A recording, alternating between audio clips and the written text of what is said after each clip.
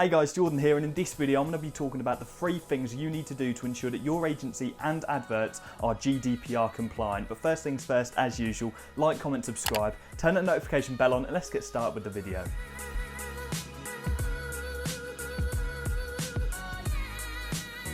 Okay guys, so I'm making this video because GDPR is the hot topic in business right now in Europe. If you're not from Europe, you would have never heard of it, and it doesn't matter to you because it won't affect you whatsoever. But if you are in Europe, then you need to watch this video to ensure that you are compliant. I've seen questions in all the different Facebook groups I'm part of.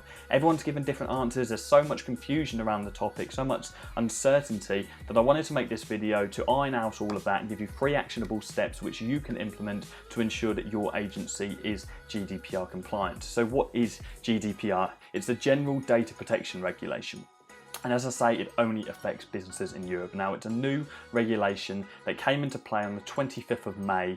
And its aim is to give more control to individuals over their personal data online. And this affects businesses, this affects how businesses can collect data and use personal data as well. So as social media marketers, we need to stay on top of this. As social media marketers, we use data. Data is our #1 tool. We use retargeting campaigns, we use email marketing. We want to make sure that we are collecting this data properly. And if we don't, you can get in an awful lot of trouble. And there are some huge fines being slapped on large companies if they're not staying GDPR compliant. So what we want to make sure that we are collecting data correctly to these new regulations. It's an absolute chore, none of us want to do it, everyone's kind of ignoring it. Even I myself, I didn't start implementing this stuff until last week.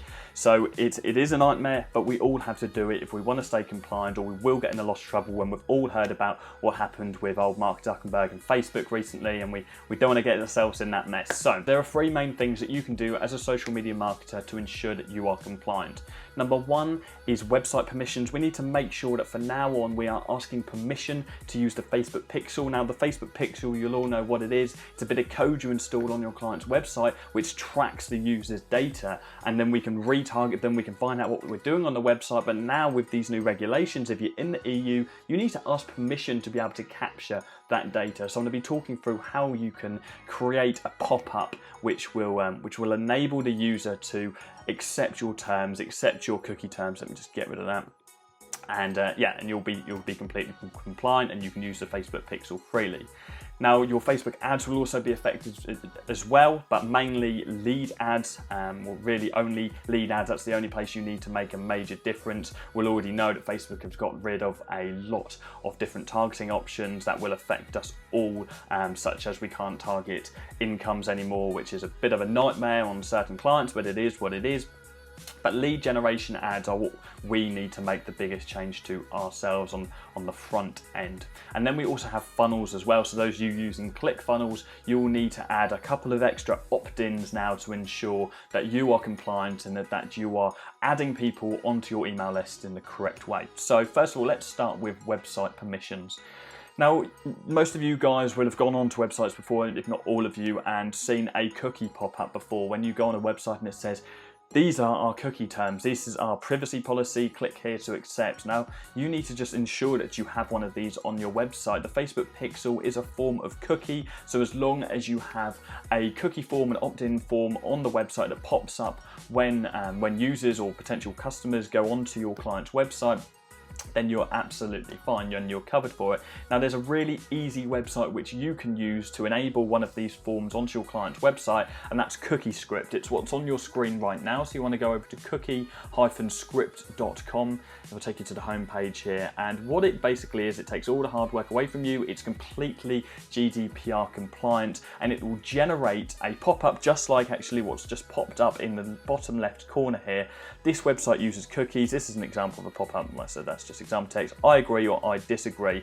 Now, you would have seen one of these before, and the major difference now with GDPR is you have to give the user the option to disagree. Okay, you can no longer hold them at ransom. You cannot make it a term of use to the website. You cannot say, right, if you don't click it, I agree, then you won't be able to use the website. You have to give them the option now. So you hit I agree. Now, if you go over to demo, you can see all the different types of pop-ups that you can create.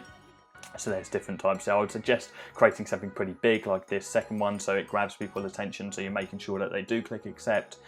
you quite simply just fill in your website URL, your cookie policy. Now, every company needs a cookie policy. All of your clients should already have a cookie policy. If they don't have a cookie policy on their website, then just scroll down to the bottom here and there's cookie policy templates or examples, and you can copy and paste some examples and just change the company name for your client. Now, what this will do when you hit show it, or when you're actually logged in, this will generate a code for you. You can send this over to your client's web developer. Unless you're actually quite confident on web development yourself, you can then just import that code and put it into the header of your client's website. And then you're good to go with regards to cookies. Now, as of the moment, Facebook don't actually have the functionality with the Facebook pixel that when people click I disagree, there's no way for them to actually opt out of the Facebook pixel. That's completely out of our control at the moment. That's in Facebook hands, and it is something that I'm sure they will be working on, because they will get in a lot of trouble for it down the line if they don't implement that. And in fact, I was reading an article earlier which is saying that they are doing it at the moment and they're working on it. So in the future, people will have the opportunity to, when they click I disagree to your cookie policy, they won't be opted into your Facebook pixel, and you won't be able to retarget them on Facebook pixels, things like custom audiences or lookalike audiences. You won't be able to collect their data whatsoever. So that's what you need to do to ensure that your client's websites are completely compliant. Now let's move on to Facebook adverts. As I say, as we will all know, the annoying thing with Facebook ads now is Facebook have now taken away. I know old Mark Zuckerberg got in a lot of trouble recently over data sharing and data selling, and now they have removed a lot of data options, which is a complete pain in the arse, such as income thresholds. So that's how GDPR is going to affect us in the EU, but also across the world. That's a worldwide thing that Facebook have had to enroll, but I'm sure GDPR did spur that on. But the main ad that we need to worry about, the main ad that we need to ensure that we are compliant for, are lead generation adverts. Now, for those of you watching this who aren't familiar with lead generation adverts, they are a campaign objective. So you select, when you create a campaign, you go onto objective and you click lead generation, and it's essentially a small lead form. So you fill in your potential customers can fill in their name, their email address, and hit submit, and it'll send over that data to your client, and they can then contact that lead for whatever business that you're working with. For now on, you will need to ensure that you ask permission to add this data to a mailing list. So whereas before we'd collect loads and loads of leads and we'd market to them, we'd send over all those leads to MailChimp or whatever your emailing software is, and we'd just send over loads of marketing materials week on week. We can't do that no more. We have to ask for permissions. Now, Facebook have already enabled an option on your lead generation form to be able to add a disclaimer and a consent checkbox. So what I've got here is an example advert for you. This is a lead generation form. So what I've done, just to show you, and I'll do this from scratch for you, we have got so you've just gone through the campaign, you've just created the ad set, and now you are on the actual creating the lead form. So when you click create form, you go over to privacy policy, and you can now add a link to your client's privacy policy. So you need to do this, you absolutely need to do this. You want to copy your client's privacy policy from their website into this link. You also want to add a disclaimer, so you can edit the text here. So I would put email usage and terms. Now you can add a disclaimer. I've forgotten what I put. Just scroll back a couple of moments ago in this video, you'll be able to see the exact disclaimer I use. Feel free to copy and paste. That is completely compliant. You also want to add a consent button now as well. If you want to add these leads to your mailing list, you need to add a consent form, a consent button. So yes, I'd like to join the whatever your company name is, mailing list or email list. Okay, you have to have that in there now. Is this user consent required? Okay, no, it's not required. It's optional. You cannot hold someone at ransom. You cannot make this a condition to the lead form anymore. Like, absolutely cannot. You cannot say, right, if you don't click yes, I'd like to join the email list, you cannot submit. It has to be an option, and that's one of the biggest rules with GDPR. So no, you don't want that. So you can see here that's an optional tick now. So that's how you can stay completely compliant with the lead form. As I say, if you just scroll back on this video, you'll be able to see the exact disclaimer I use, and you need to link in your company's, your client's privacy policy there as well. And then all of your lead forms will be completely compliant, and you'll make sure that you don't get in any trouble at all.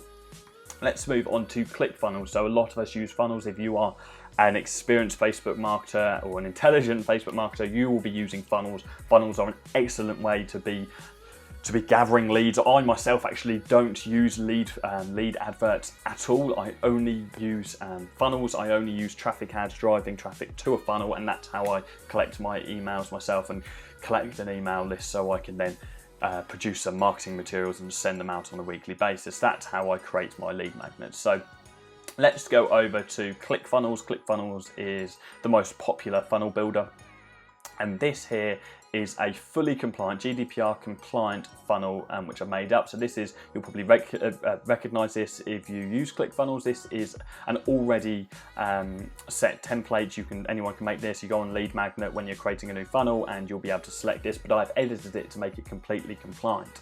So what we have here now is a cookies bar. Now you will only need to have a cookies bar on here now if you're using pixel data. So we need to get permission for collecting that data.